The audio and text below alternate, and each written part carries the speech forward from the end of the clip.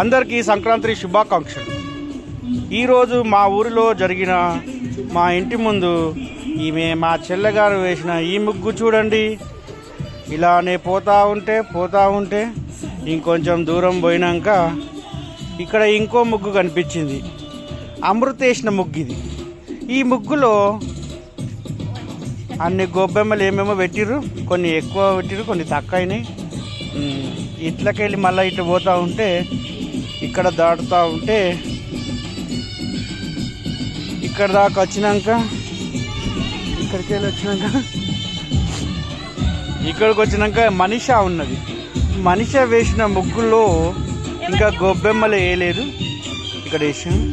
దీపు వేసిన ముగ్గు ఉంది, అద్భుతమైన ముగ్గు. ఈ దీపుకు ఫస్ట్ ప్రైజ్ ఇవ్వాలి. ఇది ఒక డిజైనర్కే అర్థమవుతుంది, మేధావులు మాత్రమే అర్థం చేసుకోగలుగుతారు ఈ ముగ్గును. దీంట్లో ఎన్ని రకాలు ఉన్నాయంటే చాలా రకాలు ఉన్నాయి. ప్లస్ ఇది ముగ్గు.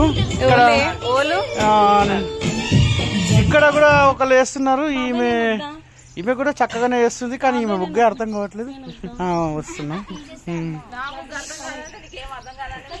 ఇక్కడ ఇది కూడా ఒక అద్భుతంగా ఉంది, కానీ ఇలా ఏం పెట్టలేరు. ఇంకా పెండింగ్ పనులు పూర్తి కాలేవు. ప్రాజెక్ట్ ఇంకా ఇన్కంప్లీట్ ఉంది. ఇక్కడికి వెళ్ళి కొంచెం ముందుకు వెళ్తూ ఉంటే